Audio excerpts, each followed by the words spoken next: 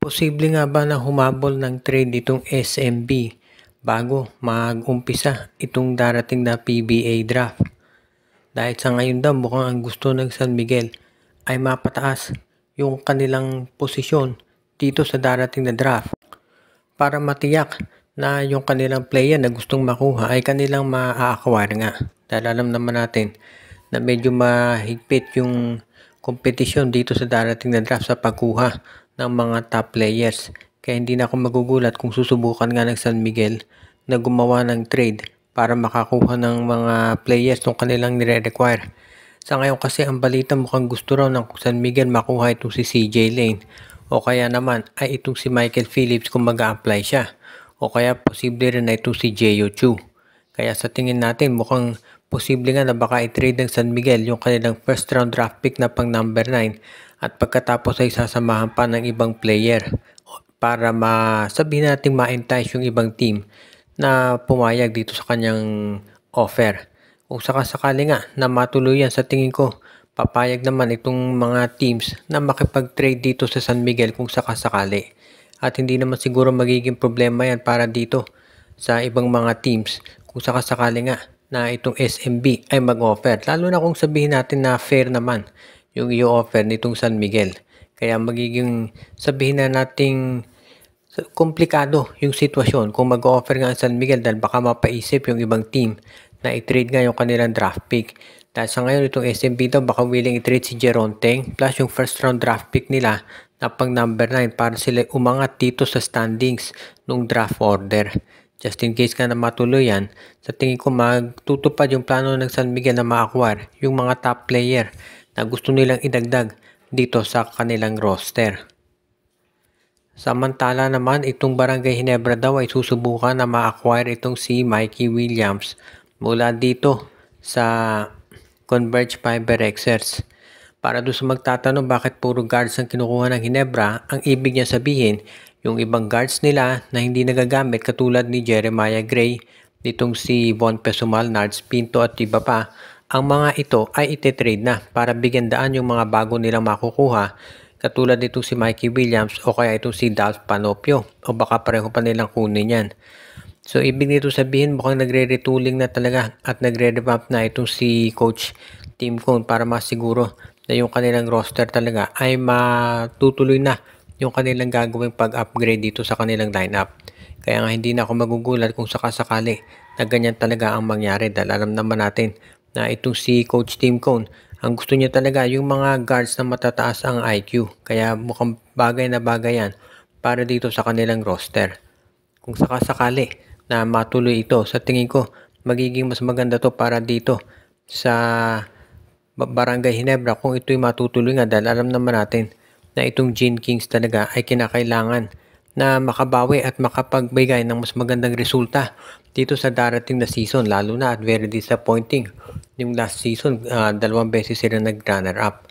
Kung makukuha nila to si Mikey Williams mula dito sa Converge, malaki may itulong yan pagdating dito sa scoring. Kaya sa tingin ko magiging pwede na yan para dito kay Coach Tim Cone. At alam naman natin na hindi pababayaan ni Francis Chua itong Ginebra na mabigo ulit ngayong darating na season. Kaya wag na tayong magulat kung itong si Mikey Williams ay makuha nila. Dahil ang Barangay Ginebra, alam naman natin yan, championship quality team lagi. Kinakailangan lamang ng mga additional na pyesa at sigurado sabi nga nila, yan ay good to go na. Ang TNT Tropang Giga naman ang isa pa doon sa mga teams ngayon na gustong sumabay dito sa pagpe-prepare para sa darating na draft. Ang problema lang, wala silang pick dito sa first 2 rounds ng ating darating na draft dahil na-trade na nila ang mga iyan. Kaya matunog yung balita na baka mag-acquire sila na draft pick galing dito sa Blackwater o kaya sa NLEX. Dahil mukhang gusto ni Coach Jot Reyes na bigyang daan yung kanilang bagong roster at masabihin na natin na magkaroon sila ng mas magandang option pagdating dito sa pagpapalakas ng kanilang lineup dahil alam naman natin na itong si Coach Jot Reyes at itong si MVP rin gusto nilang makasiguro na itong darating na season ma-accomplish na nila yung Grand Slam. Kaya nga pagdating dito naman sa draft, ang mga pwede nilang ma-acquire dyan depende kung gaano sila kataas dun sa order. Pero ang kailangan lang naman talaga nila ay isang center dahil wala nga si Poy Eram.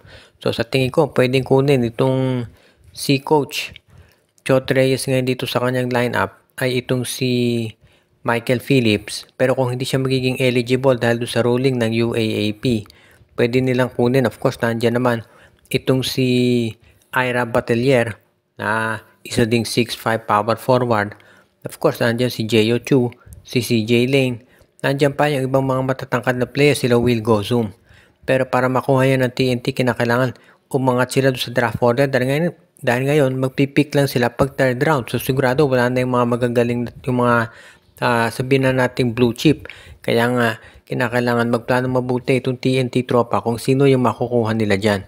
At kapag yan nangyari, sigurado na magiging mas sabihin nating viable yung chance ng TNT na maka-Grand Slam dito sa darating na season.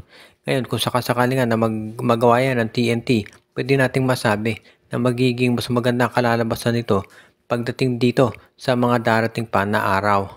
At ang huli nating maire-report ngayon na itong Magnolia Chicken Templados daw ay mukhang hindi pa tapos dito sa kanilang mga paggalaw at pagbalasa ng kanilang roster. Kabilang doon sa mga gusto rin maidagdag ngayon nitong Magnolia Chicken Templados ay itong iba nilang mga tinatawag na scorers katulad ni Juan Gomez de Leaño.